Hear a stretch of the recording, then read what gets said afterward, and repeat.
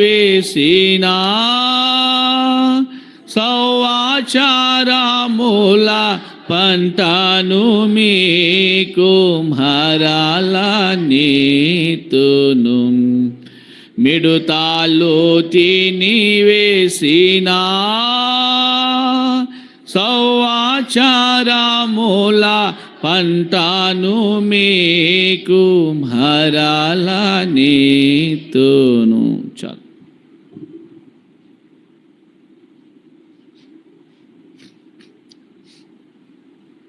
ఈ ఫ్యాన్ తీసేరు.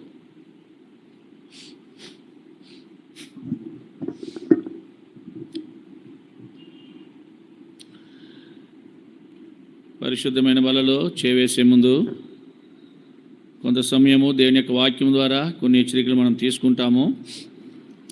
ఆ తర్వాత దేవుని యొక్క పరిశుద్ధమైన బలలో చేవేస్తాం. ప్రకటన గ్రంథము 20వ అధ్యాయం, రెవల్యూషన్ చాప్టర్ 20. ప్రకటన 20వ అధ్యాయము 6వ వచనాన్ని మనంతా కలిసి చూద్దాం. Revelation chapter 26 verse. ఈ మొదటి పునరుత్థానంలో పాలుగలవారు ధన్యులను పరిశుద్ధులనైందురు. ఇట్టి వారి మీద రెండవ మరణమునకు అధికారం లేదు. వీరు దేవునికిని క్రీస్తుకుని యాజకులై క్రీస్తుతో కూడా 1000 సంవత్సరముల రాజ్యము చేయుదురు. 1000 సంవత్సరముల రాజ్యం చేయదు.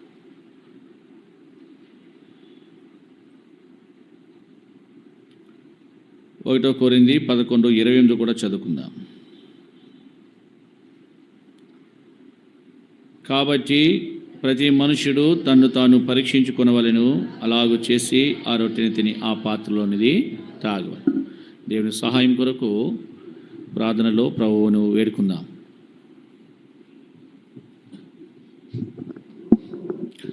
ప్రేమగల మా తండ్రి, మమ్మల్ని ప్రేమించిన మా ప్రభువా, శాశ్వతుడైన దేవుడా, నీ వందనాలు.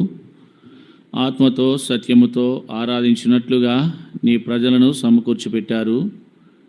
తిరిగి బల దగ్గరికి వస్తున్నాం ప్రభు. ప్రకటన 20వ అధ్యాయము 6వ వచనము, మొదటి కొరింథీ 11:28 మాకు దీవెనకరంగా చేయండి. నీ దాసునైన నన్ను నీ సిలువ చెంత మరుగు చేసుకోండి. నీ ప్రజలకు ఏ మాటలైతే అవసరమై ఉన్నవో వాటిని అనుగ్రహించండి. దేవా, వినగల చెవులను, గ్రహించగల హృదయమును, భద్రపరిచే హృదయమును వారికి అనుగ్రహించుకుంటూ రండి.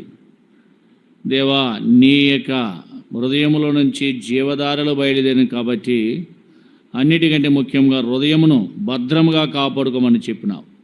అలాంటి భద్రతలో వీరు ఉండడానికి సహాయపడుతూ రండి. దేవా, నీ రాకడ బహు సమీపంగా ఉంది. సమీపమనే ద్వారం దగ్గర మేము ఉంటూ ఉన్నాము. దేవా, మరి నీ రాకడలో ఎత్తబడే సంఘముగా వీరు ఉండడానికి సహాయపడుతూ రండి. దాని కొరకై దేవా, పరిశుద్ధమైన బలలో చేవేసే ముందు వాక్యం ద్వారా వీరి జీవితాలు సరిచేయబడిన వారై, సరి చేసుకున్న వారై, భయముతో భక్తితో వారి యొక్క సొంత రక్షణ కొనసాగించుకునే వారి గుండె కొరకే సిద్ధపరచండి. నీ దాసుని నన్ను అభిషేకించుకోండి. స్వరాన్ని మీ స్వాధీనంలో ఉంచుకోండి. దేవా, మీరే మాట్లాడుతూ రండి. కృప చూపించండి. నీ వర్తమానం మా కొరకు పంపించండి. సహాయం దయచేయండి. శబ్దయంత్రాలు, పవరు, లైవ్ అన్నీ కూడా మీ స్వాధీనంలో ఉంచుకోండి. అపవాదిని దూరంగా తరిమేయండి. మీరే ఈ స్థలంలో ఉండండి. యేసు నామములో వేడుకుంటున్నాం తండ్రి, ఆమేన్.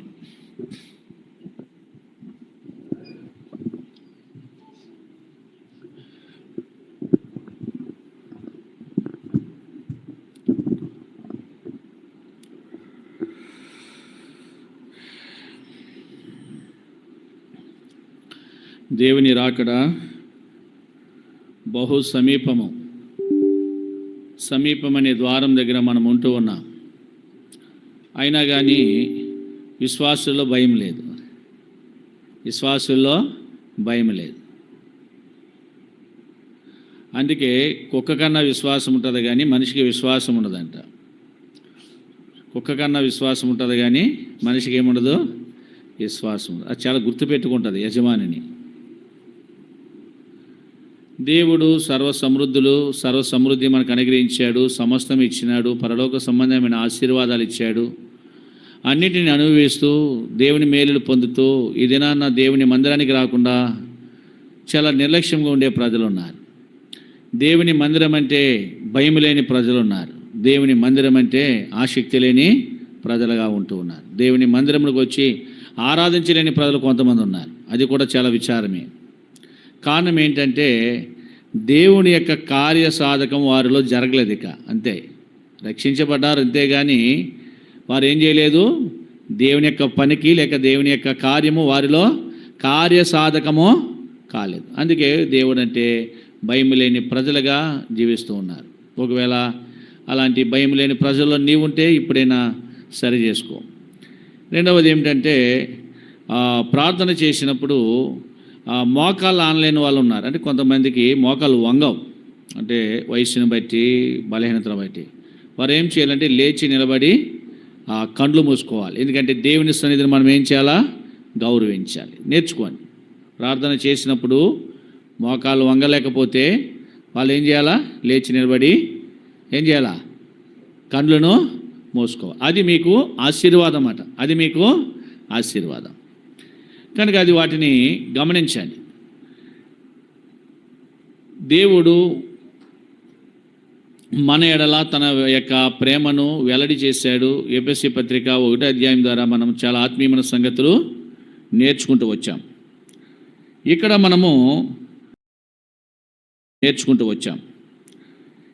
మనము చదివిన ఈ భాగంలో ఈ మొదటి పునరుత్థానములో పాలుగలవారు ధన్యులను పరిశుద్ధులనై యుందురు. ఇట్టి వారి మీద రెండవ మరణమునకు అధికారం లేదు. వీరు దేవునికిని క్రీస్తుకును యాజకులై క్రీస్తు కూడా 1000 సంవత్సరములు రాజ్యం చేస్తారు. సరే, ఇప్పుడు దేవుని రాకడ గురించి మనం ధ్యానం చేస్తే రాకడ 2 భాగాలుగా ఉంటుంది. 2 భాగాలు. దేవుని రాకడ 2 భాగాలు. మొదటి భాగం ఏంటంటే దేవుడు సంఘము కొరకు పరిశుద్ధుల కొరకు ఆయన మధ్యాకాశంలోకి వస్తాడు. ఎత్తబడిన సంఘము మధ్యాకాశంలో ప్రభువును కలుసుకుంటారు. అది మొదటి భాగం. అది మొదటి రాకడ యొక్క మర్మం ఏంటంటే మన మత్తయి సువార్త 24వ అధ్యాయము ఎన్నో వచనమంటే 40వ వచనంలో చూస్తాం. 2 పొలములో ఉంటారు, ఒకరు తీసుకుని పోబడతారు, ఒకరు విడిచిపెట్టబడతారు. 2 ఏం చేస్తారు, తిరగలి విసురుతారు. ఒకరు తీసుకుని పోబడతారు, ఒకరు 40వ వచనము 41వ వచనాల్లో రాయబడతాయి, విడిచిపెట్టబడతారు. ఈ 2 ఎవరు అంటే 2 విశ్వాసులే. 2 కూడా విశ్వాసులే. కానీ ఆ 2 విశ్వాసుల్లో ఎవరికి అవకాశం వచ్చింది, ఒకరు మాత్రమే కొనుపోబడుతున్నారు. అదొక మర్మము. వారి యొక్క శరీరంలో మార్పు చెంది ఆ యొక్క మొదటి రాకడలో మధ్యాకాశంలో ప్రభువును కలుసుకోవడానికి వెళ్ళిపోతున్నారు. వీళ్ళు సజీవులై ఉన్నవారు పొలంలో ఉన్నా వెళ్ళిపోతారు, మంచం మీద పడుకున్నా వెళ్ళిపోతారు. తర్వాత తిరగల విసిరిన విశ్వాసులు కాదనుకోకండి. రక్షించబడిన వాళ్ళే ఒకరు విడిచిపెడుతున్నారు, ఒకరు విడిచిపెట్టబడుతున్నారు, ఒకరు ఏం చేస్తున్నారు, పరలోక రాజ్యానికి లేక తండ్రి యొక్క మధ్యాకాశంలోనికి చేర్చబడుతున్నారు. ఇవి మొదటి రాకడ యొక్క మర్మం. ఇదొక మర్మం అన్నమాట, మిస్టరీ. ఏమంటారు దీన్ని? మిస్టరీ. మర్మం అంటే దాచబడినది తెలియచేయడం. సరే, రెండో భాగం ఏంటంటే ఇక్కడ మొదటి రాకడలో మధ్యాకాశములో మరి ఇక్కడ ప్రభు మధ్యాకాశం తర్వాత 7 సంవత్సరముల తర్వాత సంఘముతో కలిసి, అంటే పరిశుద్ధులతో కలిసి భూమి మీదకి వస్తాడంట. అర్థమైందా? ఎక్కడికి వస్తాడు? మరలా ఈ భూమి మీదకే వస్తాడంట. నేను గతంలో కొంచెం తప్పు చెప్పినాను, ఈ భూమి మీదకి రాడని. ఈ భూమి మీదకే క్రొత్త ఆకాశం క్రొత్త భూమి అన్నాను. అది కాదు, ఈ భూమి మీదకే ఆయన వస్తాడంట. ఎక్కడికి? మరలా ఆ సంఘాన్ని తీసుకొని ఎక్కడికి వస్తాడు? ఆ పరిశుద్ధులను తీసుకొని 7 సంవత్సరముల తర్వాత భూమి మీదకైనా వస్తాడు. సరే, భూమి మీదకి వచ్చిన తర్వాత అక్కడ 1000 ఏండ్ల పాలన. భూమి మీద ఎన్ని సంవత్సరాలు పాలన చేస్తాడు దేవుడు? 1000 సంవత్సరాలు. సరే, ఇప్పుడు మనము ఈ పునరుత్థానం గురించి మరి గొప్ప ఆత్మీయమైన సత్యాలు మనం నేర్చుకోవడానికి ఆరంభిస్తాం. ఇక్కడ సంఘము 7 సంవత్సరముల మధ్యాకాశంలో ఉంటుంది. ఈ 7 సంవత్సరాలు మధ్యాకాశంలోకి ఎత్తబడిన సంఘము మనం చదువున్నాం కదా, 1 కొరింథీ 15:58. ఏంటి? మృతులు అక్షయులుగా లేపబడుతున్నారు, బోరం రోగానే సజీవులమై నిలిచిండు. మనము ఏం చేస్తున్నామో మార్పు పొందుదాం. ఏం పొందుతామో మార్పు గురించి గత ఆదివారము చాలా విషయాలు మనం ధ్యానం చేస్తూ వచ్చాం. సరే, వీరందరూ కూడా దెస్సలోనికీయులకు రాసిన మొదటి పత్రిక 4వ అధ్యాయంలో చదవండి. దెస్సలోనికీయులకు రాసిన మొదటి పత్రిక 4వ అధ్యాయం 16వ వచనం. ఆర్భాటముతోనూ ప్రధాన దూత శబ్దముతోనూ దేవుని బోరతోనూ పరలోకను ప్రభు దిగి వచ్చి క్రీస్తునందున్న మృతులు మొదట లేతురు. ఆ మీదట సజీవులమై నిలిచిండు. మనం వారితో కూడా ఏకముగా ప్రభుని ఎదుటకు ఆకాశ మండలమునకు మేఘల మీద కొనుకోబడదు కాగా మనము సదాకాలం ప్రభుతో కూడా ఉందుము. కాబట్టి మీరు ఈ మాటల చేత ఒకరినొకడు సదాకాలము ప్రభుతో ఉంటాం. ఇప్పుడు మృతులు వెళ్తున్నారు, సజీవులు కూడా వెళ్తున్నారు. ఎవరు వాళ్ళు? మృతులు అక్షయులుగా, మృతులు కూడా అక్షయమైన దేహాన్ని ధరిస్తున్నారు, సజీవులు కూడా అక్షయతను ధరించి ఎక్కడికి వెళ్తున్నారు? ఇప్పుడు ప్రభువును కలుసుకోవడానికి మధ్యాకాశంలోకి వెళ్ళిపోతున్నారు. అయితే సజీవులు ఎలా వెళ్తున్నారని చెప్పుకున్నాం కదా ఆదివారం మనము. సజీవులమై నిలిచిండు వారికి ఏమున్నాయట? రెక్కలు చాచి. ఏం చాచి ఎగురుతారు వాళ్ళు? రెక్కలతో ఎగిరి మేఘాల మీద కొనుక్కోబడతారు. రెక్కలతో కొంతవరకు ఎగిరి మేఘాలు వస్తాయి, మేఘాల మీద కూర్చోబెడతాయి. అక్కడ నుంచి మేఘాలు ఎక్కడ తీసిపోతాయి? ప్రభు ఉండే మధ్యాకాశంలోనికి ఈ యొక్క విశ్వాసులందరినీ చేర్చేవిగా ఉంటాయి. ఇది చాలా ఆత్మీయమైన సత్యము, ఇదొక గొప్ప మర్మము కూడా. కనుక ఇట్లాంటి సందర్భాలు భూమి మీద జరగబోతున్నాయి. సరే, ఇప్పుడు మధ్యాకాశంలోకి ఎత్తబడిన పరిశుద్ధులు సంఘము అక్కడ ఎంతకాలం అంటే 7 సంవత్సరముల పాలన ఉంటుంది మధ్యాకాశంలో. 7 సంవత్సరములు ప్రభు ఏం చేస్తాడో పాలన చేస్తాడు. ఎలాగంటే మధ్యాకాశంలో అక్కడ 2 భాగాలు, మరలా 3.5 సంవత్సరాలు తీర్పు ఉంటుంది. 3.5 సంవత్సరాలు తీర్పు ఉంటుంది. ఇంకొక 3.5 సంవత్సరాలు గొర్రెపిల్ల పెండ్లి విందు ఉంటుంది. చదువుదామా? మనం చూస్తాం కదా, చదవండి. కొరింథీయులకు రాసిన 2వ పత్రిక. మధ్యాకాశంలో 7 సంవత్సరాలు జరిగే పరిస్థితి, మధ్యాకాశంలో ఏం జరుగుతుందో మనం ధ్యానం చేస్తున్నాం. చదవండి. కొరింథీయులకు రాసిన 2వ పత్రిక 5:10. త్వరగా తీసిన వాళ్ళు ఎవరైనా. ఎందుకనగా తాను జరిగించిన క్రియలు చెప్పిన అవి మంచివైనను సరే చెడ్డవైనను సరే దేహముతో జరిగించిన వాటి ఫలమును ప్రతివాడును పొందినట్లు మనమందరమును క్రీస్తు న్యాయపీఠం మీదట ప్రత్యక్షము కావాలేను. ఎవరు? మనమందరము కూడా. అందరం అంటే ఎవరు? ఎవరు క్రీస్తు న్యాయపీఠం మీద ప్రత్యక్షమైంది? ఎవరు? మధ్యాకాశములోనికి కొనుపోబడిన విశ్వాసులు. అర్థమైందా? మధ్యాకాశములోనికి కొనుపోబడిన విశ్వాసులు వారందరూ కూడా ఏముందంటే అక్కడ ప్రతివాడు కూడా క్రీస్తు న్యాయపీఠం ఎదుట నిలబడాల. ఎవరు మధ్యాకాశంలోకి పోయినారు? రక్షించబడిన వాళ్ళు, ప్రభువు చేత రక్తము ద్వారా కొనబడిన వారు, ప్రభువును రక్షకునిగాను దేవునిగాను అంగీకరించిన వాళ్ళు. వారు ఎక్కడికి వెళ్తున్నారండి? మధ్యాకాశంలో ఉంటారు. ఈ మధ్యాకాశంలో వెళ్ళిన వేళ్లకు ఏంటంట? తీర్పు జరుగుతుంది. ఏం జరుగుతుందంట? ఇది ఎప్పుడంట? ఎవరికి తీర్పు? తీర్పు అనేది అందరికీ కాదు.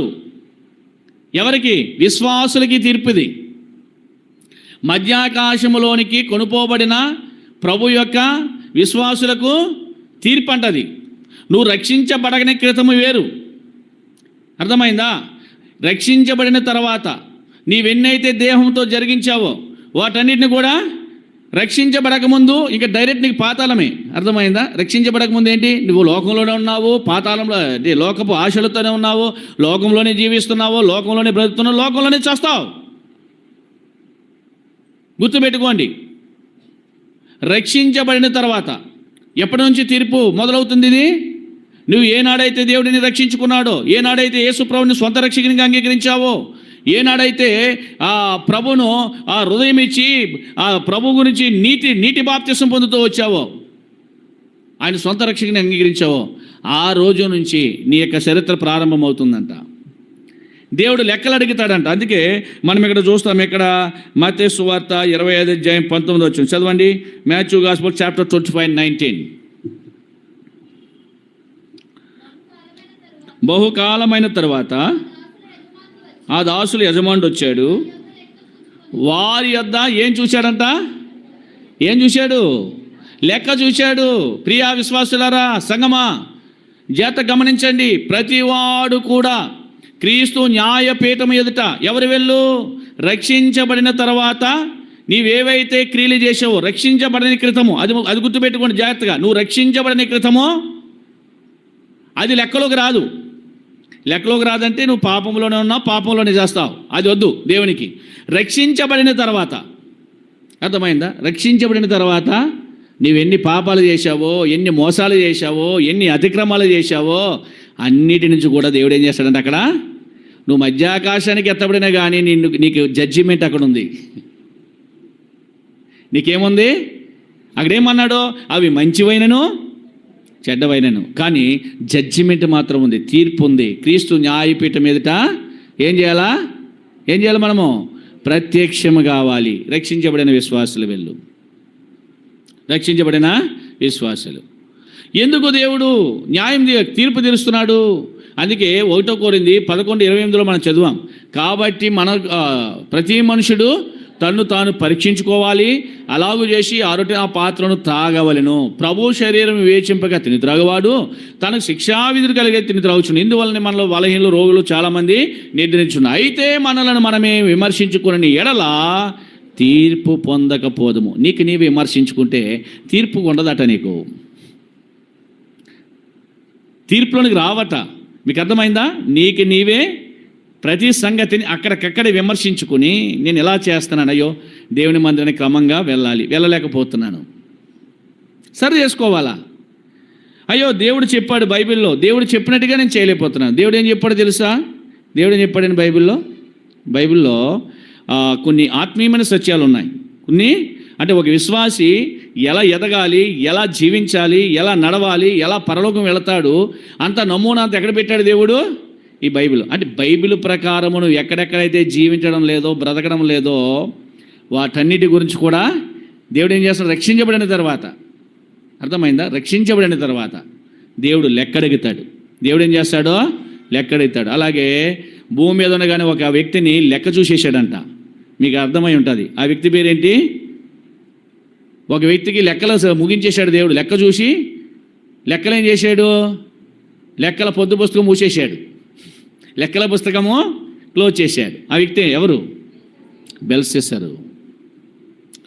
బబులోను సామ్రాజ్యానికి రాజుగా ఉన్న బెల్షస్సరు.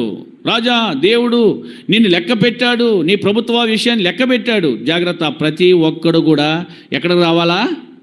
పేతురు గారు రక్షించబడిన దినాల్లో, ఆరంభ దినాల్లో లెక్కలేదు. జాగ్రత్త గుర్తుపెట్టుకోండి. యోహాను సువార్తనైనా లూకా సువార్త అనుకుంటా, 5వ అధ్యాయం అనుకుంటా, అంతేనా? చూడండి, లూకా సువార్త 5వ అధ్యాయం, అంతే, రైట్. లూకా సువార్త 5వ అధ్యాయంలో పేతురు గారు రక్షించబడుతూ వచ్చాడు. పాపాత్మను ప్రభు అంటే నీవు నాకు కావాలి అని ప్రభు ఏం చేశాడు? ఆ పాపాత్మని చేర్చుకుంటూ వచ్చాడు. ఇప్పుడు పేతురు గారు రక్షించబడిన దినాల్లో అక్కడ మనం చదివితే, పేతురు గారు రక్షించబడిన దినాల్లో ఏమీ లేదు, లెక్కలేదు. అక్కడ లెక్కలు లేవు. అర్థమైందా? నువ్వు రక్షించబడిన దినాల్లో దేవుడిని లెక్క చూడడు. నువ్వు అప్పుడే కదా రక్షించబడ్డావు. మీకు అర్థమైందా? పేతురు గారు రక్షించబడిన దినాల్లో ఏమీ లేదు, లెక్కలేదు. 2 విస్తారమైన చేపలు ములుగునట్లుగా ఏం పడ్డాయి? వాటికి ఏమీ లేదు, లెక్కలేదు. అది రక్షించబడిన ఆరంభ దినాలవి. సరే, ఇప్పుడు యోహాను సువార్త 21వ అధ్యాయం వచ్చేసరికి ఏమైంది?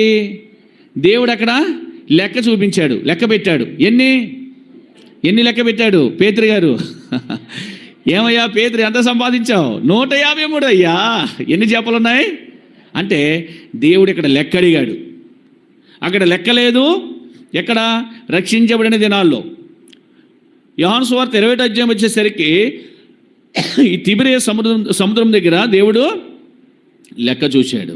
జాగ్రత్త, నీ జీవితం కూడా అంతే. నువ్వు రక్షించబడిన దినాల్లో దేవుడు లెక్క పెట్టాడు. రక్షించబడిన తర్వాత లెక్క చూసుకోవడానికి యజమానుడు వచ్చాడు. దాసుడు వచ్చి అక్కడ నిలబడ్డాడు. అర్థమైందా? దాసుడు అంటే యజమానుడు వచ్చి దాసునిగా నిన్ను పిలిచాడు, నిన్ను అడుగుతున్నాడు. ఏమడుగుతున్నాడు? అక్కడ లెక్క చూశాడంట. ఇదంతా కూడా ఈ అదే విద్యాకాశంలో 3.5 సంవత్సరాలు జరుగుతుందంట ఈ ప్రక్రియ. ఈ ప్రాసెస్ అంతా ఎంతకాలం జరుగుతుంది? 3 సంవత్సరముల 6 మాసాలు. అర్థమైందా? 3.5 సంవత్సరాలు. బైబిల్లో ఆ ప్రకటన 7వ అధ్యాయంలో మనం చూస్తే అక్కడ కాలాలు రాశాడు. కాలము అన్నాడు. కాలం అంటే 1 సంవత్సరము, కాలములు అంటే 2 సంవత్సరాలు, అర్ధవారము అనగా లేక అర్ధ సంవత్సరం అంటే 6 మాసాలు. గుర్తుపెట్టుకోండి, ఇదంతా బైబిల్ మర్మాలు. కాలం అంటే ఎంత? 1 సంవత్సరము, కాలములు అంటే 2 సంవత్సరాలు, తర్వాత అర్ధవారం అనొచ్చు, అర్ధ సంవత్సరం అనొచ్చు. అది ఎంతకాలము?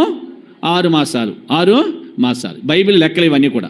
ఈ లెక్కలను ఒకసారి చూద్దాం. దానియేలు గ్రంథంలో బాగా రాశాడు. 1502 దినాలు అని. ఎప్పుడైనా దేవుడు అనుమతిస్తే వాటి గురించి కూడా మనం ధ్యానం చేస్తాం. సరే, ఇప్పుడు దేవుడు లెక్క పెట్టాడు, లెక్క అడుగుతున్నాడు. ఏం సమాధానం చెప్తాం? ప్రతివాడును ఎవరి ముందు నిలబడాలా? ఇశ్రాయేలు ఎక్కడ నిలబడాలి? మనము క్రీస్తు న్యాయపీఠం ఎదుట ప్రత్యక్షం కావాలి. దేవుడు లెక్క అడుగుతాడు. నువ్వు రక్షించబడ్డావు కదా, ఏం లెక్క అడుగుతాడంట? నేనైతే దేవుని దాసునిగా నేరుగా అక్కడికే పోతాను. ఎందుకంటే ఎక్కడికి పోతాను? ఆ దేవుడు అడిగితే నువ్వు రక్షించబడ్డావు కదా, నువ్వు రక్షించబడిన తర్వాత దేవుని భాగములు నువ్వు ఎలా ఇస్తున్నావు? రక్షించబడని క్రితం వేరు. నేను లెక్క అడగడు. మీకు అర్థమైందా? పేతురు గారిని అడిగాడా? రక్షించబడిన తర్వాత లెక్కలు ఇవన్నీ. నువ్వు ప్రభువుని ఎరిగావు, స్వంత రక్షకునిగా అంగీకరించావు, దేవుడు ఎవరో తెలుసు, బైబిల్లో సత్యాలు వింటున్నావు, బైబిల్ మాటలు అన్నీ ధ్యానం చేస్తున్నావు, అన్నిటిని అవగాహన చేస్తున్నావు. కానీ బైబిల్ చెప్పినట్టుగా నువ్వేం చేయడం లేదు, జీవించడం లేదు. ప్రతి దానిలో దేవుడు భాగం అడుగుతాడంట. చూడండి, ఒక ఆశ్చర్యకరమైన సంగతిని మీకు చూపిస్తాను. ఏంటంటే ద్వితీయోపదేశ కాండంలో ఉంటుంది. అంటే జ్ఞాపకం రావట్లేదు, అది ఒకవేళ దొరికిందంటే చాలా అద్భుతమైన మాట ఉంటుంది అక్కడ. ద్వితీయోపదేశ కాండము దొరికింది. చూడండి, 26వ అధ్యాయం 14వ వచనం. ద్వితీయోపదేశ కాండము 26వ అధ్యాయం 14వ వచనం లేక 12వ వచనం మొట్టమొదటిగా చదవండి. 10వ భాగం ఇచ్చే సంవత్సరమున అనగా 3వ సంవత్సరమున నీ వచ్చుబడి 10వ వంతును చెల్లించి అది లేవీయులకును తండ్రి లేని గౌరవానికి ఇవ్వను. వారు నీ గ్రామంలోను తిని తృప్తి పొందిన తర్వాత. లేవీయులంటే యాజకులు. ఎవరికి ఇవ్వాలా? లేవీయులంటే యాజకులు మరి ముఖ్యంగా ఇవ్వాలా. మొట్టమొదటి ఆప్షన్ వాళ్ళకే. యాజకులకు ఇచ్చిన తర్వాతే పరదేశులకును, ఎవరికి? విధవరాండలకు. అంటే కొంతమంది పోషణ లేని వాళ్ళు ఉంటారు. ఎవరు వాళ్ళు? విధవరాండలాలు ఉంటారు, వాళ్ళకి ఇవ్వచ్చు. యాజకులు ఇవ్వకుండా పని చేయకూడదు. యాజకులకు ఇవ్వకుండా అట్లాంటి పని చేయకూడదు. ఈ 10వ భాగం గురించి రాశాడు.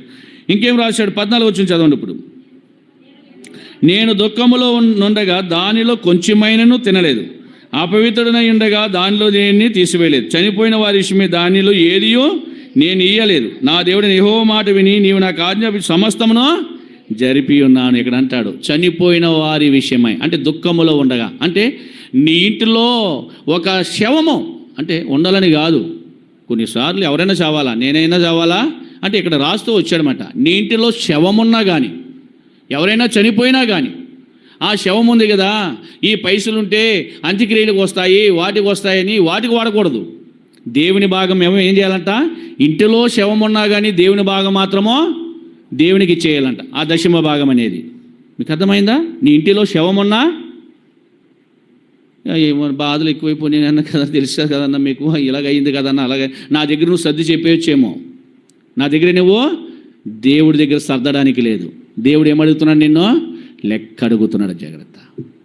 ప్రతివానికి వాని క్రియలు చెప్పిన బహుమానం ఇచ్చుటకు లెక్క చూడడానికే 7 సంవత్సరంలో మధ్యాకాశంలో 3.5 సంవత్సరాలు లెక్కలు.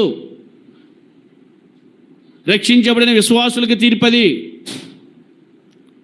ఎంత అద్భుతంగా రాశాడు. నేను రాశాను బైబిలు. ఆత్మదేవుడు రాయించాడు తన దాసుల ద్వారా. మోసే సీనాయి పర్వతం మీద దైవ సేవకుడైన మోసే ద్వారా అరణ్యములో ఏం రాశాడు? ఈ గ్రంథాన్ని రాయించాడు. దేవుని మాటలే, దేవుడు ఏదైతే చెప్పాడో అదే రాశాడు ఇక్కడ మోసే. ఇంటిలో శవమున్నా, అర్థమైందా? నా ఇంటిలో శవమున్నా నేనేం చేయాలంట? దేవునికి ఇచ్చే భాగాన్ని నేను ఏం చేయకూడదంట? ఆపకూడదు, ఇవ్వాల్సిందే. అది విశ్వాసికి తగినది. మీకు అర్థమైందా? విశ్వాసికి తగినది. మరి ప్రభు వాళ్ళ దగ్గరికి వెళ్తున్నావు, అందుకే అన్నాడు విమర్శ చేసుకో, నువ్వు ఇస్తున్నావా లేదా, జాగ్రత్త. తీర్పు దినముంది. దేవుడు వేరుపరుస్తాడు, గొర్రెలను మేకలను వేరుపరుస్తాడు. చాలా జాగ్రత్త, ఖండితంగా ఉన్న బైబిల్. అందుకే బైబిల్ ప్రకారం జీవిస్తే చాలు, నీకు పరలోకమే. బైబిల్ ప్రకారం బ్రతికితే చాలు. అర్థమైందా? ఎలా బ్రతకాలా? బైబిల్లో చెప్పినట్టుగా నువ్వు బ్రతికితే చాలు, నీకు నిత్య జీవమే, లేక నిత్య నాశనము. అది మాత్రం గుర్తుపెట్టుకో.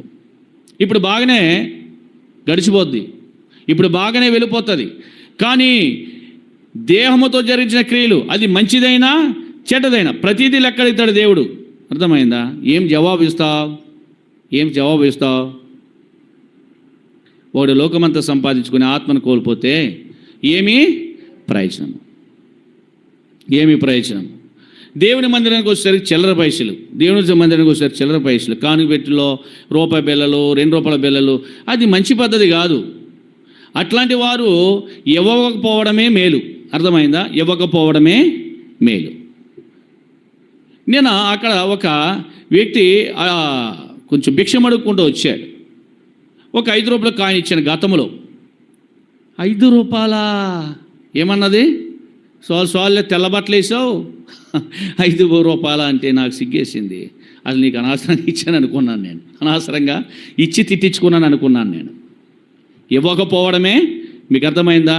ఆ రూపాయి కాయిన్స్, 2 రూపాయల కాయిన్స్, చిరిగిపోయిన కాగితాలు కూడా వేస్తున్నారు కొంతమంది. చిరిగిపోయిన ఎక్కడ మీకు పని చేయట్లేదు, ఎక్కడ కానుక పెట్టలేదు, వెళ్ళిపోద్ది. మీకు పడంది దాంట్లో వెళ్ళిపోద్దా? ఆ ప్లాస్టర్ లాంటి ఇచ్చినవి అది కూడా దేవుడు ఏం చేస్తాడంట? దాచిపెడతారు. దేనికోసము? ఆదివారం కోసము. ఆదివారం కానుక పెట్టలేసేస్తే అయిపోతుందిలే. దేవుడు లెక్కడిగుతాడు. జాగ్రత్త. దేహముతో జరిగించిన క్రియలు ఏవైనా కానీ, మంచిది దేవునికి ఏది ఇచ్చినా కానీ ఏమి ఇవ్వాలంట? శ్రేష్టమైనది ఇవ్వాలి. ఏ బలి ఏమిచ్చాడు? శ్రేష్టమైన బలి. అర్థమైందా? క్రొవ్వినవి మంచివి ఇచ్చాడు. ఏది ఇచ్చినా మంచిదేది దాచుంచాలి. ఎవరి కోసము? దేవుని యొక్క మందిరం కోసం. సరే, దీని గురించి ఎక్కువ నేను మాట్లాడను, కానీ ప్రతీది కూడా లెక్కడుగుతాడు దేవుడు. రక్షించబడిన తర్వాత 3.5 సంవత్సరాలు ఏముంది? ఎక్కడ? పరలోకంలో లేక మధ్యాకాశంలో తీర్పు ఉంది. ఈ 3.5 సంవత్సరాల తర్వాత ఏం జరుగుతుందంట? దేహంతో జరిగిన క్రియలు చెప్పిన తీర్పు పొందుతారు. తీర్పు పొందిన తర్వాత ఇంకో 3.5 సంవత్సరాలు గొర్రెపిల్ల పెండ్లి విందు. అక్కడ ఏముంది చెప్పండి? గొర్రెపిల్ల వివాహోత్సవం వచ్చేసిన సమయము. పెళ్ళిళ్ళు పాడతారు కదా, అది గొర్రెపిల్ల గురించి పాడింది, వీళ్ళ గురించి కాదు ఆ పాట. వీళ్ళు నేర్చుకుంటారని పాడతారు. చాలామందికి పాటలు పాడతారు కానీ అర్థం తెలియదు. గొర్రెపిల్ల ప్రభువే, ప్రభు గురించి పాడిన పాట. గొర్రెపిల్లవి వాహోత్సవ సమయము వచ్చేను రండి. స్వార్థ సాంగ్ అది. అంటే వీళ్ళ వివాహం జరుగుతుంది కనుక, అలాగే గొర్రెపిల్ల వివాహోత్సవ సమయం కూడా వచ్చేస్తుంది, మీరందరూ రండి అని. ఎక్కడికి?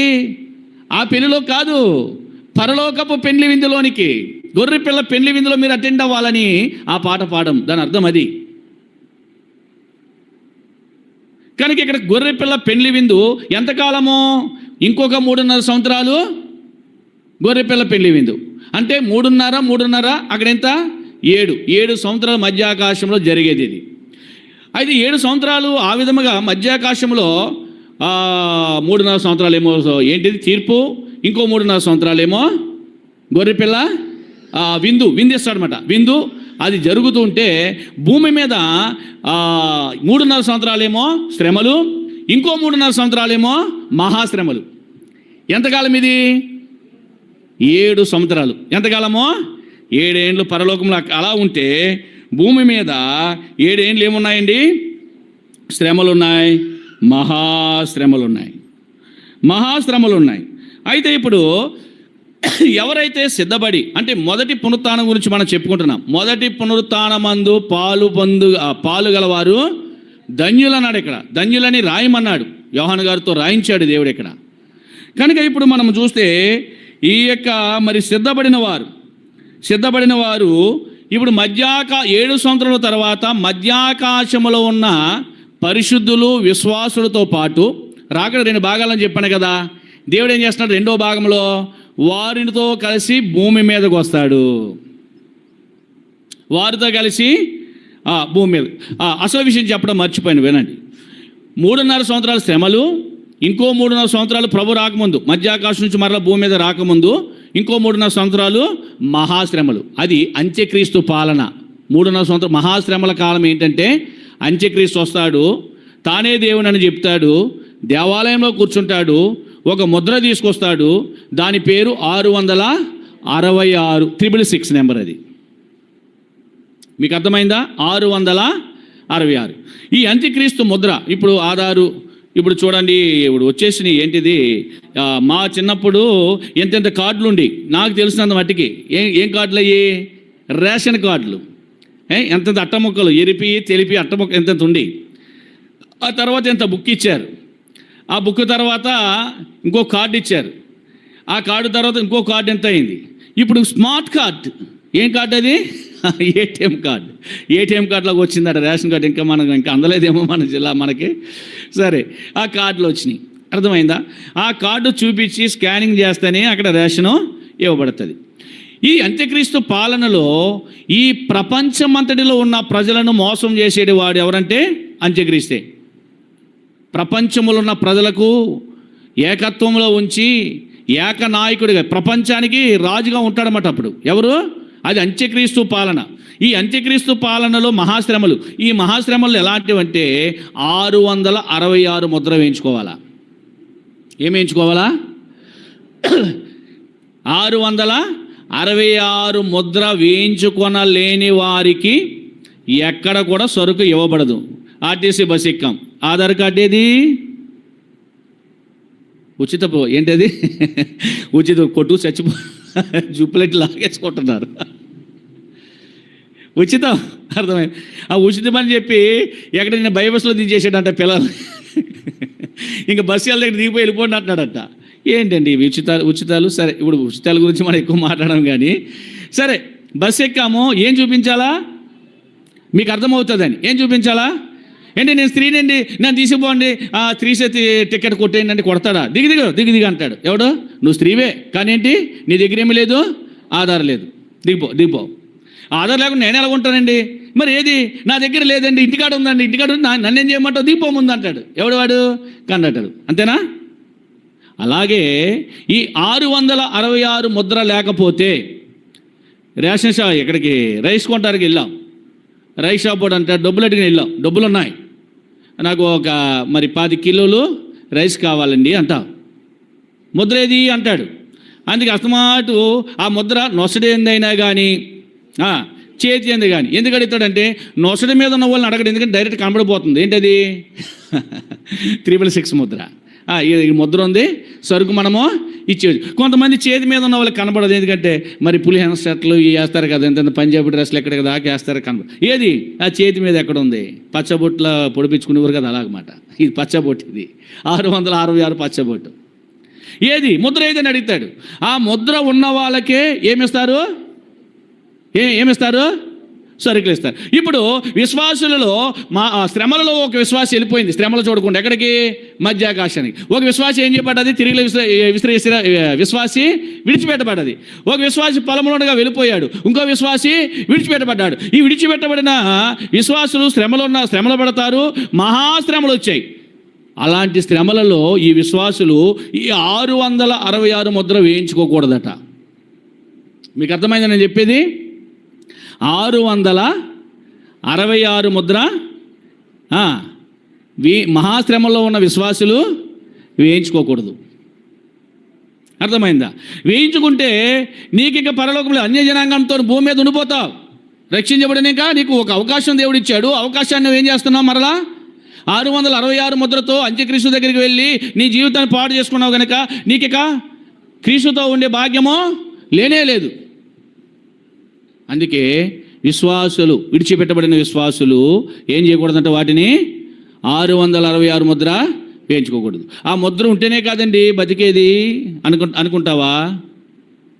నరకానికి పోతావు. ఎక్కడ పోతావు? అంత్యక్రీస్తు నిన్ను ఎక్కడ తీసుకుపోతాడు? నరకాన్ని తీసుకుపోతాడు. జాగ్రత్త. అందుకే ఆ ముద్ర వేయించుకోకూడదు. ఒకవేళ ఆ మహాశ్రమంలో నువ్వు ఒకవేళ విడిచిపెట్టబడితే, ఆ మహాశ్రమంలోను విడిచిపెట్టబడితే, శ్రమంలోను విడిచిపెట్టబడితే కనుక ఖచ్చితంగా బ్రతుకు దేవుని కొరకు. దేవుడు ఒక అవకాశాన్ని ఇస్తాడు. గత వారం కాకుండా అంతకుముందు వారము చెప్పాం. వీరెవరంటే యోహాను గారికే తెలియలేదంట. యోహాను గారికే వాళ్ళెవరో అప్పటికే యోహాను గారు వెళ్ళిపోయాడు కదా ప్రభు దగ్గరికి. ఆయనకేం తెలుసు? అయ్యా నాకేం తెలుసు అయ్యా, వీరెవరో చదవమ్మది 4వ అధ్యాయం ప్రకటన చదువు. ఎన్నో వచ్చినాం చెప్పి చదవాలా? 7వ అధ్యాయమా 4వ అధ్యాయమా చదవాలి. ప్రకటన గ్రంథము 7వ అధ్యాయము 14. అందుకు నేనయ్యా నీకే తెలియననగా అతడు ఎలాగూ నాతో చెప్పాను, వీరు మహాశ్రమల నుండి వచ్చిన వారు, గొర్రెపిల్ల రక్తములో తమ వస్త్రములు ఉదుకుకొని. ఇక్కడ యోహాను గారిని అడిగి, యోహానాలు ఎవరో నీకు తెలుసా అని అడిగినాడంట ప్రభు. అయ్యా నాకేం తెలుసయ్యా, నీకే ఎవరు వాళ్ళు? యోహాను గారికే తెలియదు. ఏం చెప్తాడు తెలియనివాడు? వీరు మహాశ్రమల నుండి వచ్చిన వాళ్ళు. అర్థమైందా? యేసు ప్రభు వారు ఇంకా భూమి మీదకి రాకముందు ఈ 7 సంవత్సరాల వ్యవధిలో మహాశ్రమలు అనుభవించి క్రీస్తుతో కూడా భూమి మీద, అర్థమైందా, 1000 ఏండ్ల పరిపాలన ఉండే భాగ్యం వారికి దక్కుతుంది. గుర్తుపెట్టుకోండి. ఎవరికి 666 ముద్ర వేయించుకొనని వారికి, మహాశ్రమల నుండి వచ్చిన వారికి, గొర్రెపిల్ల రక్తములో వస్త్రాలు ఉదుక్కొని వాటిని తెలుపు చేసుకున్న వారికి, అంటే శాంతికరమైన సమాధానంతో బ్రతికిన వారికి. ఇప్పుడు అంత్యక్రీస్తు పాలన తర్వాత ఎక్కడ? భూమి మీద అంత్యక్రీస్తు పాలన కూడా అయిపోయింది. పరమందు గొర్రెపిల్ల పెళ్లి విందు కూడా అయిపోయింది. ఎంత?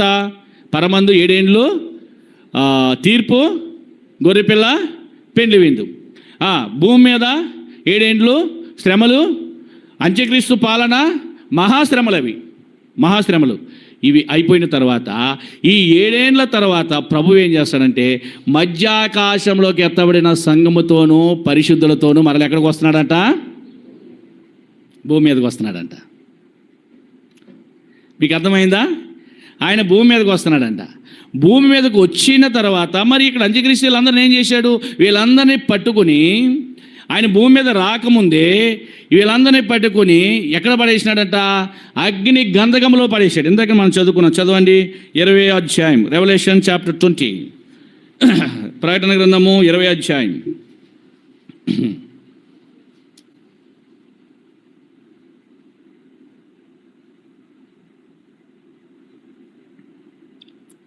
ఏడవ వచనం. 1000 సంవత్సరములు గడిచిన తరువాత సాతాను తానున్న చెరలో నుంచి విడిపించబడును. ఆ తర్వాత 10వ వచనం చదవండి. 10వ వచనం. వారిని మోసపరిచిన అపవాది అగ్ని గంధకముల గల గుండములో పడవేయబడెను. అచ్చట ఆ క్రూర మృగమును అబద్ధ ప్రవక్త ఉన్నారు.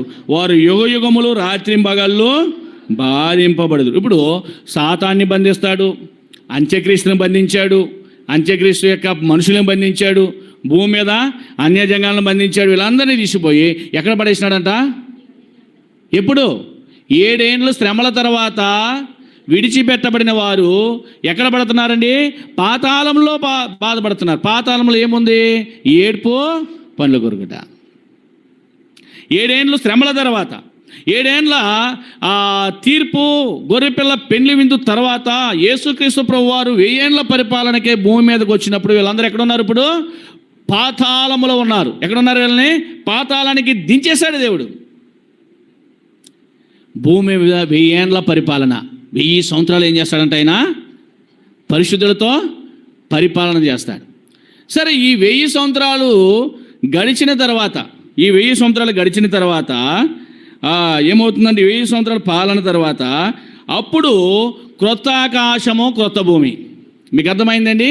1000 సంవత్సరాలు గడిచిన తర్వాత దేవుడు ఏం చేస్తాడంటే ఈ భూమిని, ఆకాశాన్ని ఏం చేస్తాడంట? తగులు పెట్టేస్తాడు. పాత భూమి, పాత ఆకాశము, పంచభూతములు మిక్కటమైన వేండ్రముతో లయమైపోతాయి, కాలిపోతాయి, ఉండవు. 1000 సంవత్సరముల తర్వాత ప్రభువుతో ఉన్నవాళ్ళు, 1000 ఏండ్ల పరిపాలన ఉన్నవాళ్ళు ఎక్కడ మళ్ళీ ఏం చూస్తారంట? వాళ్ళు క్రొత్త ఆకాశము, క్రొత్త భూమిని కూడా వాళ్ళు పొందేటి వారిగా ఉంటారు. యోహాను గారు అక్కడి వరకే చూశాడు 21 ఆ ప్రకటన గ్రంథములో. నూతన ఆకాశమును భూమి నేను చూచితి, అందుండే శాంతి ఆనంద జ్యోతి మహిమ తేజముల్, అందుండే శాంతి ఆనంద, ముందున్న భూమి ఆకాశముల దృశ్యమాయెను, సముద్రమికను లేదు అందున్న వెళ్ళను, నూతన ఆకాశమును భూమి నేను చూచితి, అందుండే శాంతి ఆనంద జ్యోతిమై. ముందున్న భూమి ఆకాశం అదృశ్యమైపోయింది, కాలిపోయింది. మిక్కటమైన వేటరముతో ఏమైపోయిందంట? ఈ భూమి ఆకాశం తగులబడిపోయింది. తగులబడిపోయిన తర్వాత దేవాది దేవుడు క్రొత్త ఆకాశాన్ని క్రొత్త భూమిని సృజించాడు. అందులో శాంతి ఆనందం కూడా కనబడుతూ ఉంది. ఎవరైతే 7 ఏండ్ల విందులో ఉన్నారో, మధ్యాకాశంలో చేర్చబడ్డారో, ఎవరైతే 1000 ఏండ్ల పారిపనలో ఉన్నారో, వారే నూతన ఆకాశములోనూ నూతన భూమిలోనే ఉన్నారు. అదే మొదటి పునరుత్థానము. పునరుత్థానంలో 2 ఉన్నాయి. మొదటి పునరుత్థానం ఏంటి? శ్రమలు, మహాశ్రమలు. అంత్యక్రీస్తు పాలనలో వాళ్ళు ఉండరు. అర్థమైందా? శ్రమల్లో ఉండరు. మహాశ్రమలు అయినా అంత్యక్రీస్తు పాలనలో వాళ్ళు ఉండరు. మరి ఎక్కడుంటారు వాళ్ళు? మధ్యాకాశములో 7 ఏండ్లు, భూమి మీద 1000 సంవత్సరాలు. 1000 సంవత్సరాల తర్వాత భూమి అంతము, అపవాది అంత్యక్రీస్తు అందరూ కాలిపోతారు. అది 2వ మరణం. వారికి ఇక పునరుత్థానము లేదు. వీరిపైన, ఎవరిపైన?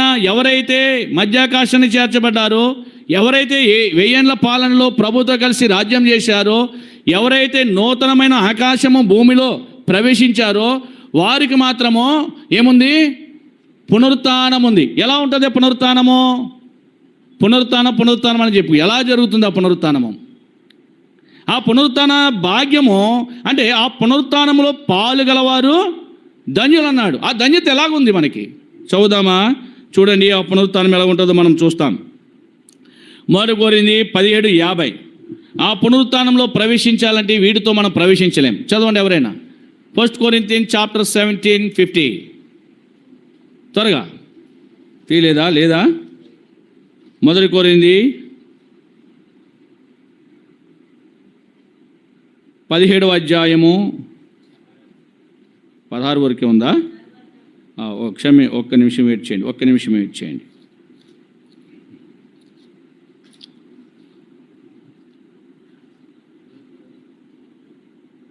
సరే,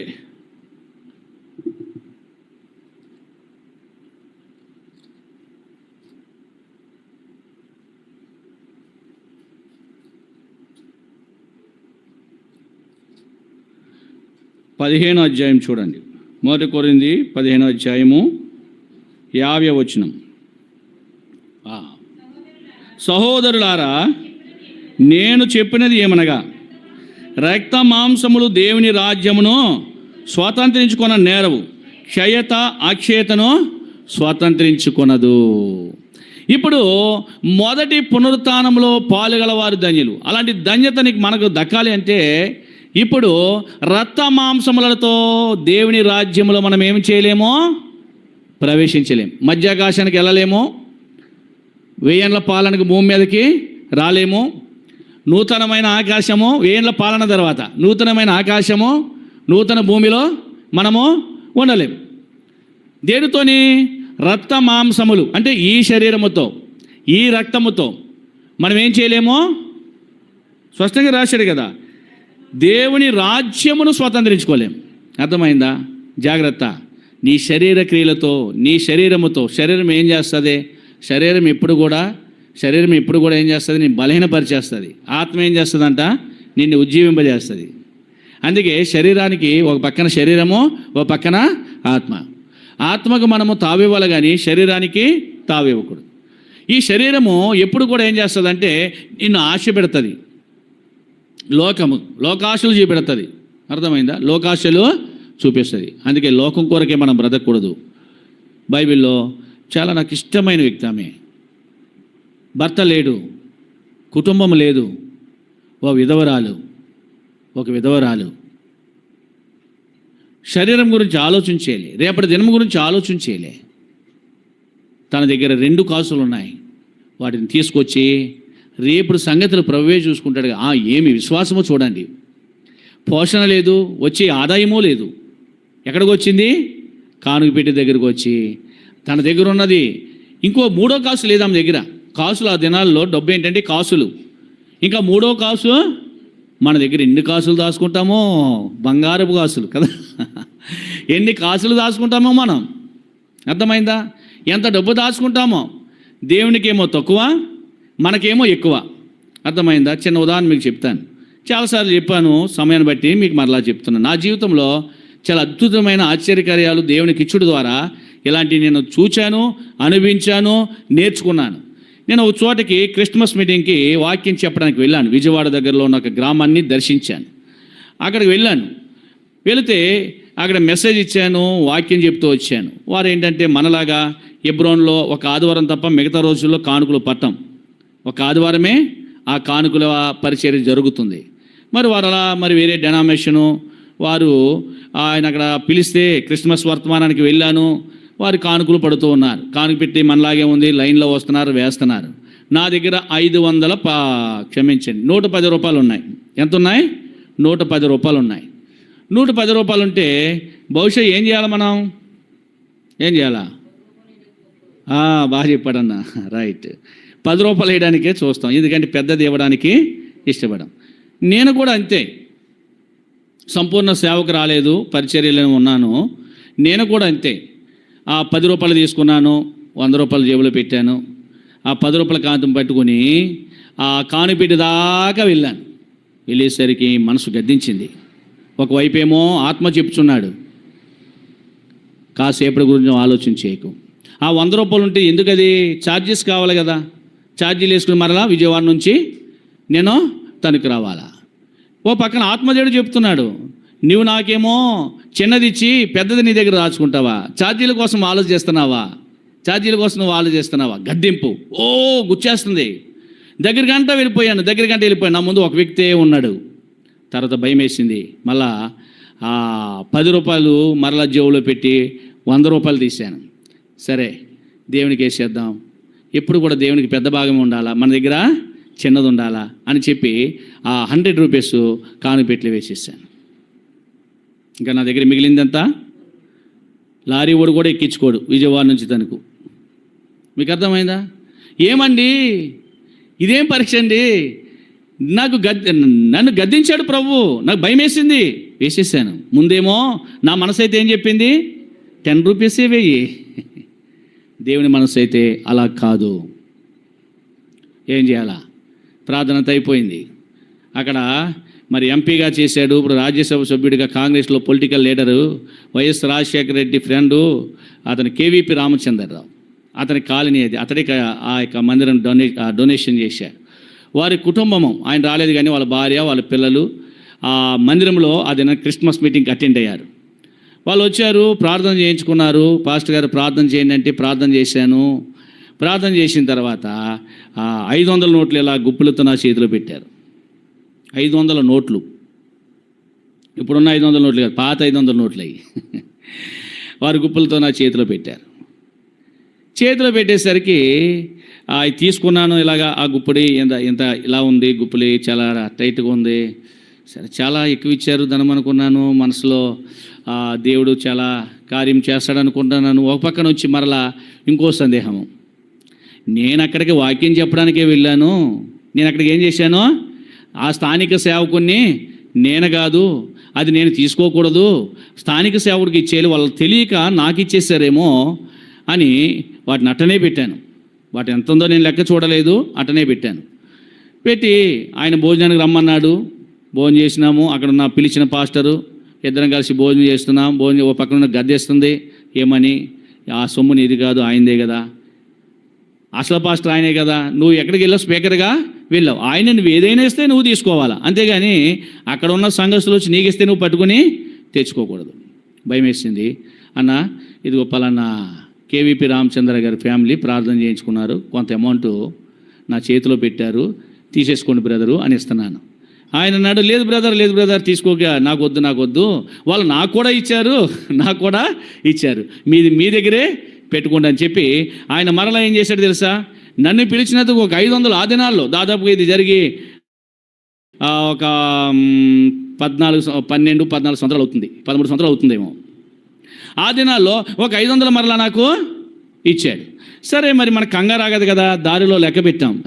దారిలో లెక్క పెడితే ఆయన ఇచ్చిన 500లతో కలిపి 5,500 నా జీవితంలో పెద్ద గిఫ్ట్ అనమాట.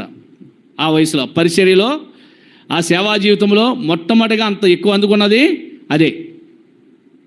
కళ్ళు చిమ్మిర్చాయి, భయమేసింది. అది క్రిస్మస్ నెల, అర్థమైందా?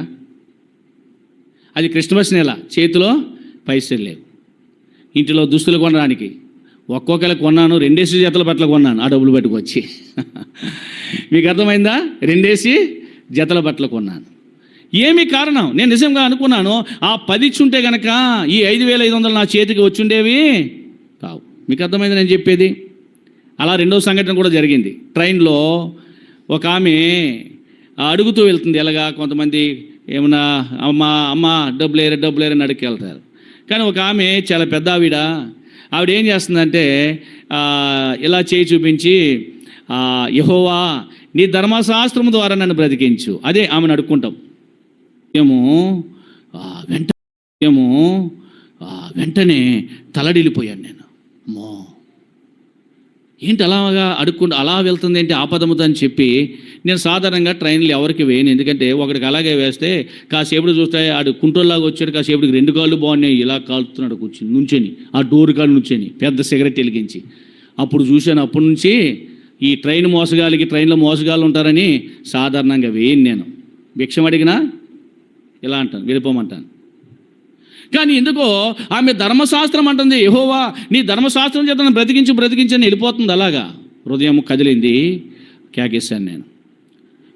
వెళ్ళి జేబులో 10 రూపాయలు తీసుకెళ్ళి ఆమెకి వేసాను. 10 రూపీస్ వేసాను, ఎక్కువేలే. ఓన్లీ 10 రూపీస్ ఆమె చేతిలో పెట్టాను. నాకు ఆ దినాల్లో 10,000 అవసరం. నేను ఇక్కడ అటు సైడే వెళ్తున్నాను, ఏలూరు సైడ్ ఏదో మొత్తం విజయవాడ దాటుకొని గుంటూరు జిల్లా ఎక్కడికో వెళ్తున్నాను, మీటింగ్కి వెళ్తున్నాను. నేను ట్రైన్ దిగాను, ఫోన్ ఛార్జింగ్ పెట్టుకోవాలని ఛార్జింగ్ పెట్టుకోవడానికి ఫోన్ బయట తీసి ఛార్జింగ్ పెడుతుంటే మెసేజ్ వచ్చింది. దాని మీద 10,000 రూపాయలు నా అకౌంట్లో పడ్డాయి. ఎంత? బలిపేట మీద చెప్తున్నాను, దేవుని స్థానంలో చెప్తాను, నిజం యథార్థం. 10,000 రూపాయలు నా అకౌంట్లో పడ్డాయి. ఏమిరా, ఎక్కడి నుంచి వచ్చాయి? డాక్టర్ రవి గారని మనం ప్రార్థన చేస్తాం. ఆయన ఎప్పుడు ప్రతి నెల వారి తల్లి నిమిత్తం, వారి కుటుంబ నిమిత్తము, ఆయన హైదరాబాద్లో ఉంటాడు, డాక్టర్ అయినా, ఆ హార్ట్ డాక్టరు, నాస్తికుడు అయినా కానీ దేవుని ప్రేమించి, నేను ఎన్నోసార్లు చెప్పాను మారాలి మీరని. వాళ్ళ తల్లి విశ్వాసి.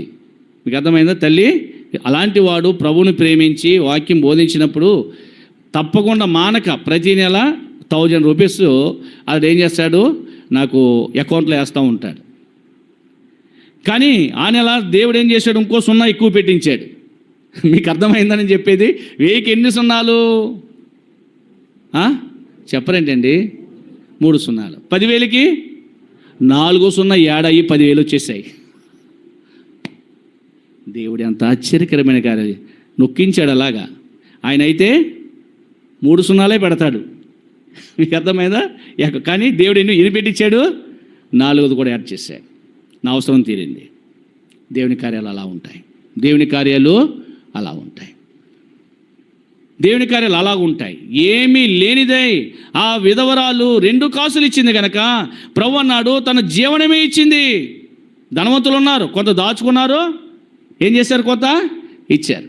మీకు అర్థమైందా? ధనవంతులు ఉన్నారు. ఆ దినం నుంచి దేవుని కార్యాలనగా, దేవుని పనులనగా నేను చూశాను కదా, పాట ఉంటుంది కదా, రుచి చూచి ఎరిగి తిని యెహోవా ఉత్తముడనియో రక్షకునాశ్రయించి నే ధాన్యుడనైతిని. ఆ రుచి నాకు తెలిసింది, నీకు ఇంకా తెలియలే. ఆ రుచి నీకు దాచుకోవడమే తెలిసింది, ఇవ్వడం తెలియలే. ఆ రుచి నీకు ప్రేమ విందు చేయడం తెలియలే.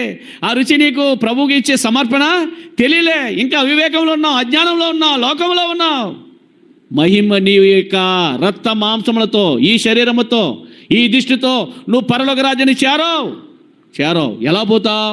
మొదటి పునరుత్థానములో పాలు గలవారు ధన్యులు. ఆ ధన్యత నీకు కలగాలంటే, మధ్యాకాశంలో ఉండాలంటే, ప్రభుత్వ వేయంలో పాలనలోని ఉండాలంటే, క్రొత్త ఆకాశం క్రొత్త సృష్టిలోనూ ఉండాలంటే ఏం చేయాలా? రక్త మాంసములతో, శరీరముతో, శరీర ఆశలతో, శరీర కోరికలతో, శరీర ఇచ్చలతో నువ్వు దేవుని రాజ్యాన్ని ఏం రాశాడు అక్కడ? రక్త మాంసములు దేవుని రాజ్యమును. నిజంగా నా యొక్క శరీరాన్ని పెడితే నేను దేవుడు నాకు ఇచ్చేవాడు కాదు. ఏంటి? ఆ పైసలు. దేవుని రాజ్యమే నాకు దొరుకుండేది కాదు. నీ శరీరాన్ని పెట్టకు, ఆత్మతో ఉండు. ఆ విధవరాలు ఆత్మను పెట్టింది, జీవనాన్ని ఇచ్చేసింది. నువ్వెందుకు చేయలేకపోతున్నావు? దేహముతో జరిగించిన క్రియలు చెప్పిన ప్రతి విశ్వాసికి ఏముంది చెప్పండి? తీర్పు మాత్రం ఉంది. గ్యారెంటీ అది నేను చెప్పింది. అప్పుడు నీకు తెలుస్తుంది. నోవా కాలంలో చెప్పిన వాళ్ళకి అర్థం కాలే. జలప్రలయం రానే వచ్చింది. అయ్యా అయ్యా అయ్యా తలుపు తీ తీ. ఎక్కడ తీస్తాడు తలుపులు ఒకసారి వేసేసాడంటే ఇంకా తీయడానికి అవకాశమో తలుపులు తెరచి ఉండగానే నువ్వు ప్రవేశించాలా. క్లోజ్ అయినంటే మరలా తిరగబడ. రక్త మాంసములతో మనం వెళ్ళాం. మరి ఎలా వెళతాం? మరి రండి, ముగింపులోకి వచ్చాం. రండి, ఎలా మనం వెళ్తాం ప్రభు దగ్గరికి? ఫిలిప్పీలకు రాసిన పత్రిక అందరూ రాసుకోండి, వచ్చిన అవసరమైతే అండర్లైన్ చేసుకోండి. 3వ అధ్యాయం, ఫిలిప్పీలకు రాసిన పత్రిక 3వ అధ్యాయము 21వ వచనం. అందరూ చదవండి ఆ మాట. సమస్తమును తనకు లోపరుచుకొన జాలిన శక్తిని బట్టి ఆయన మన దీన శరీరమును తన మహిమగల శరీరమునకు సమరూపము గలదానిగా మార్చును. దేవుడు ఏం చేస్తున్నాడు? ఈ దీన శరీరాన్ని ఎలా చేస్తాడంట? మహిమగల శరీరం, తన మహిమగల శరీరము. దేవునిది ఏ శరీరము? యేసుక్రీస్తు ప్రభుల వారు భూమి మీదకి వచ్చినది దీన శరీరమే. దీన శరీరంతో వచ్చాడు. ఆ దీన శరీరము సమాధి చేయబడుతూ వచ్చింది. ఆ దీన శరీరాన్ని విడిచిపెట్టాడు. ఇప్పుడు ఆయన ఏం ధరించాడు? మహిమగల శరీరాన్ని ధరించాడు. దానిలో అక్షయత ఉంది. దాంట్లో ఏముంది? అక్షయత అంటే దాంట్లో స్వార్థం లేదు, అసూయ లేదు, కవటం లేదు, దాపరికాలు లేవు, లోభాలు లేవు, విమతాలు లేవు, కక్షలు లేవు, ఏమీ కనబడవు అక్షయతలో. అందుకే దాని పేరేంటి? మహిమగల శరీరానికి అక్షయత. అందుకే శరీర సంబంధం, ప్రకృతి సంబంధమైన శరీరం ఉన్నది, ఆత్మ సంబంధమైన శరీరము కూడా ఉందంట. చదవండి, ఎక్కడుందన్నమాట? కొరింథీయులకు రాసిన 1వ పత్రిక 15:44. త్వరగా 1 కొరింథీ 15:44.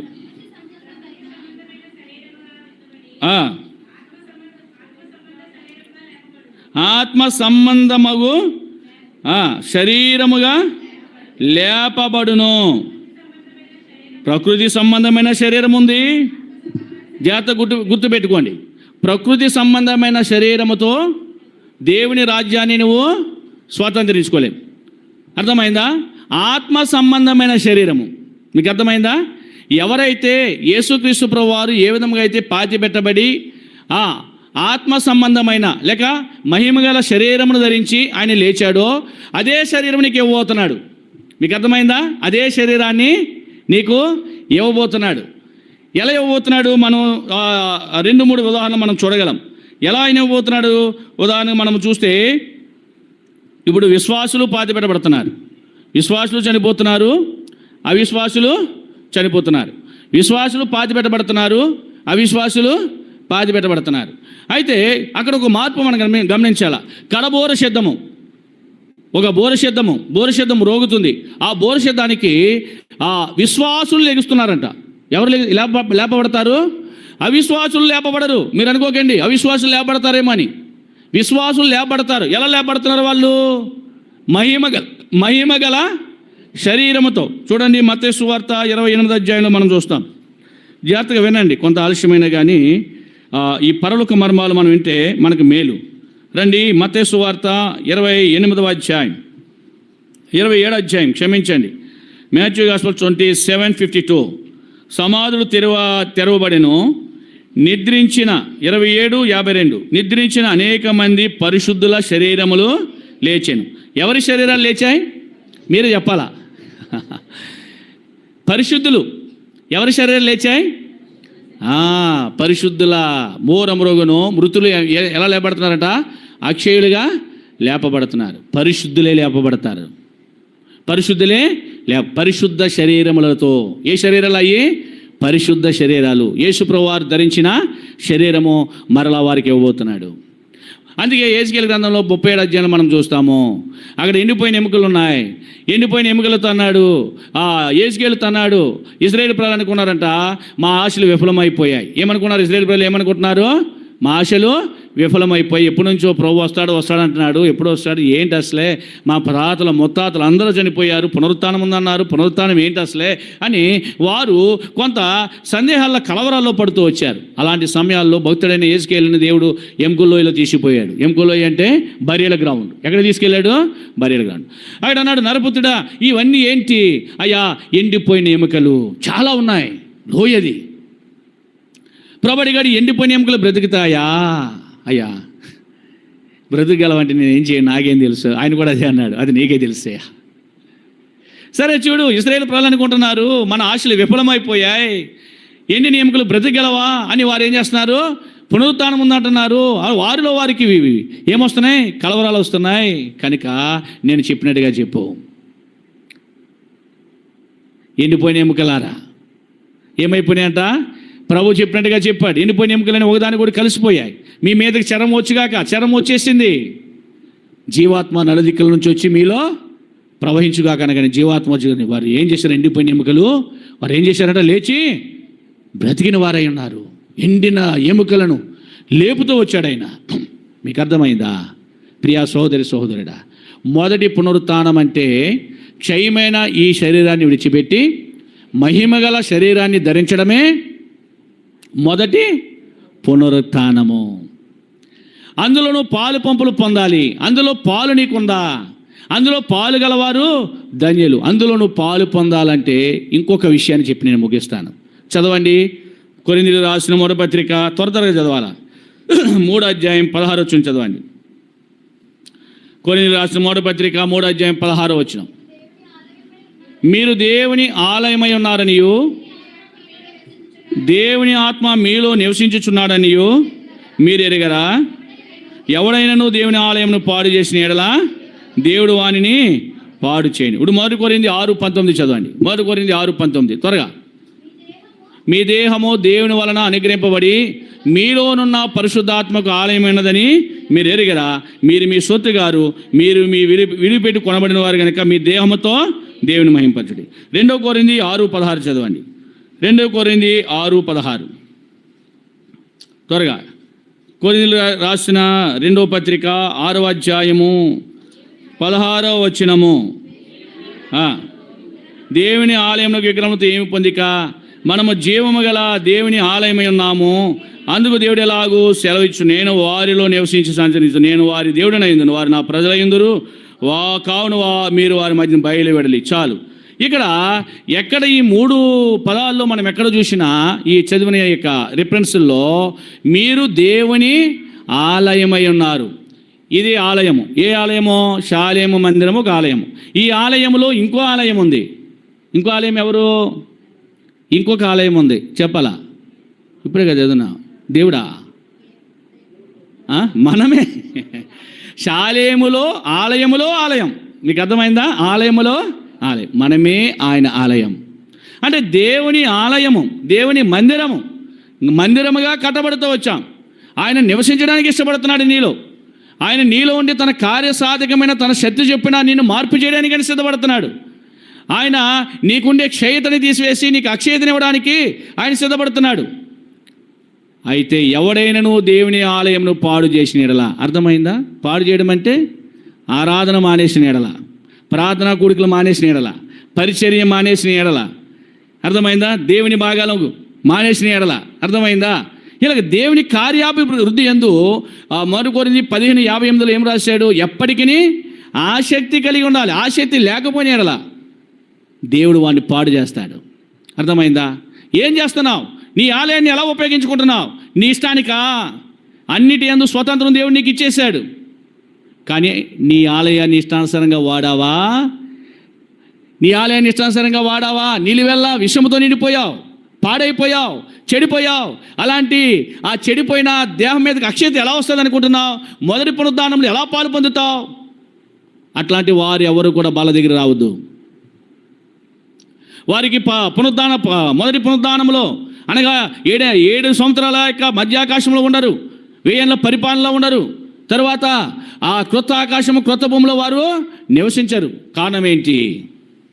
నీ ఆలయాన్ని నువ్వేం చేసావు? పాడు చేసావు. అందుకే దేవుని ఆలయాన్ని ఏం చేయకూడదు ఎప్పుడు కూడా. దేవుడు నిన్ను ఆలయంగా చేసుకున్నాడు, దీన్ని పాడు చేయకూడదు. నువ్వు పాడు చేశావా, నువ్వు పాడైపోయావా, దేవుడు నిన్ను పాడు చేస్తాడు. దేవుడు నిన్ను ఇచ్చింది నువ్వు పాడవడానికి కాదు, ఆయన నివసించుడు కొరకాయి. నేను వారిలో నివసించినట్లు. ఎవరిలో ఉంటాడట దేవుడు?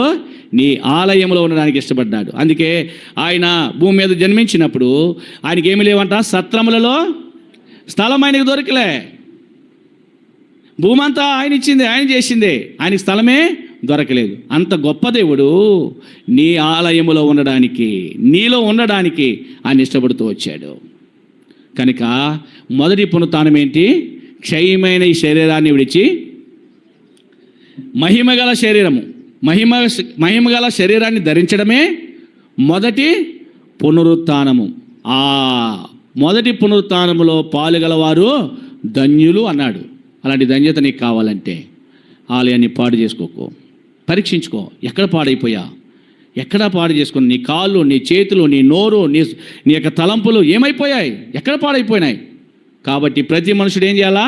తను తాను పరీక్షించుకొని అలాగూ చేసి ఆ రొట్టెని తిని ఆ పాత్ర దగ్గరికి రావాలి. పాడైపోయిన జీవితాన్ని పదిలం చేసుకో. ప్రభు నేను కట్టడానికి ఇష్టపడుతున్నాడు, ప్రభు నేను క్షమించడానికి ఇష్టపడుతున్నాడు. నీ తలంపులు అన్నీ కూడా ఏమైపోయాయి? ఆలోచన చేసుకో, పరీక్ష చేసుకో. ప్రభు మాట్లాడుతూ ఉన్నాడు, ఆలయాన్ని పాడు చేసుకోవద్దు. దేవుడు నివసించడానికి నీ ఆలయంలో ఆయన ఇష్టపడుతున్నాడు. దేవుడు నివసించాలంటే ముందు చెప్పిన సంగతులు. రక్షించబడిన విశ్వాసి దేవుడు ఏమడుగుతున్నాడు? అతనే లెక్క అడుగుతున్నాడు. జాగ్రత్త. లెక్కలో తేలిపోయావా, క్లోజ్ అయిపోతావు. బెల్షస్సర్ తేలిపోయాడు, ముగించేసాడు. ఆ రాత్రే అతుడైపోయాడు. కనుక ఈ ప్రపంచం నిలవదు. దేవుని రాకడ బహు సమీపంగా ఉంది. మొదటి పునరుత్థానమందు పాలుగలవారు ధన్యులు. చదవండి, ఆ మాట చదువుకుని ముగించుకుంటాం. ప్రకటన గ్రంథము 20 అధ్యాయం 6వ వచనం. అందరం, ఈ మొదటి పునరుత్థానంలో పాలుగలవారు ధన్యులను, పరిశుద్ధులనైందురు. ఇట్టి వారి మీద రెండవ మరణమునకు అధికారం లేదు. వీరు దేవునికిని క్రీస్తుకును యాజకులై క్రీస్తుతో కూడా 1000 సంవత్సరములు క్రీస్తుతో ఉండే భాగ్యము దేవుడు నీకు అనుగ్రహిస్తాడు. మరణం ఎన్నడను వారికి లేదు. మరణ బంధకాలు పోయాయి, మరణము మృంగివేయబడుతుంది. నీ మీదకి ఏమొచ్చింది? మహిమగల శరీరం. అదే మొదటి పునరుత్థానము. అట్లా పాలుగల ధన్యత నీకు ఉండాలంటే నీ ఆలయాన్ని ఏం చేయాలంట? జాగ్రత్తగా కాపాడుకోవాలి. పడకుండానట్లు జాగ్రత్తగా చూసుకోవాలి. అలాగ జాగ్రత్తతో పరీక్షించుకున్న వారై ప్రభు వాళ్ళ దగ్గరకు వచ్చినట్లుగా కూడి వచ్చిన ఆత్మదేవుడు మనకు సహాయపడిన గాక.